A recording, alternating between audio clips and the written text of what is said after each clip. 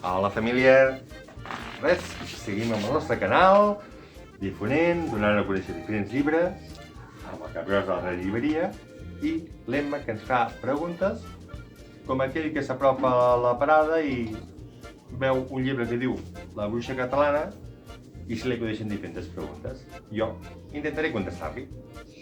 Aquí hi ha històries? Sí, aquí la gràcia és que en Cel Gomis, el 1920 aproximadament, va anar recollint diferents llegendes, curiositats, inclús algunes creences entorn de les bruixes. Hi ha cançons com, per exemple, Les bruixes es pentinen. Sí, perquè a més té una curiositat molt xula. La cançó del Plou i fa sol, les bruixes es pentinen, plou i fa sol, les bruixes porten dol. Si agafes el llegendari, t'adones compte que les bruixes sempre van despentinades. Per què es pentinen?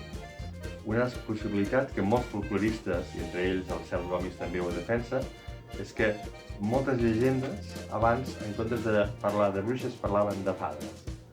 I per això trobes la mateixa llegenda en un lloc, en un poble que es diu que parla de bruixes, i en un altre poble el trobes que parla de fades.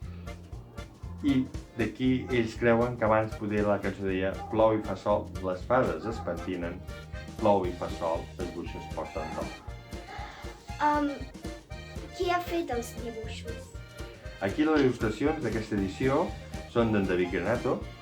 A més, us he de dir que és una edició feta amb molt de carinyo de l'editorial Sirillà.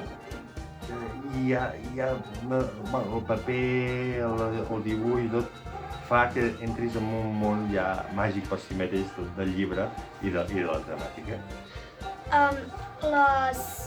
La persona que ho ha fet ha anat recollint històries dels pobles o només d'un poble que ja s'ha sentit? La curiositat d'en Cel Gomis és que era enginyer de camins, per tant, voltava per tota Catalunya i a més tenia una sistematació bastant científica i era bastant polit a l'hora de recollir informació. Llavors trobareu coses d'arreu, des de coses de Llers fins a coses de Torredembarra, fins a tot tipus de bruixes que hi trobaves per Catalunya. No només llegendes, sinó bruixes que en aquell moment ell va conèixer. Llavors, sempre explico una curiositat molt divertida en el que ell diu que a prop d'on vivia hi havia una remeiera i hi havia una bruixa. Quan algú anava a veure la remeiera i aquesta remeiera no se'n sortia ben bé, no sabia ben bé com curar-la, els adreçava cap a la bruixa. El que no sabien és que aquesta remeiera corria molt. Llavors, agafava unes dreceres pel bosc i quan arribava a les persones que havia enviat cap a la bruixa el rebia ja dient tu ets en tal, que tens aquest mal i per tant et donaré aquesta solució. Això ajudava bastant més a curar-se.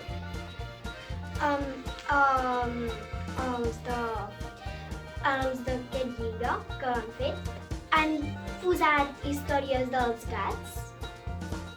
A dintre de les llegendes de bruixes hi apareixen de històries de gats, però normalment el gat no és qui acompanya pròpiament a la bruixa, sinó que moltes vegades és un animal en el que la bruixa es converteix en aquest gat.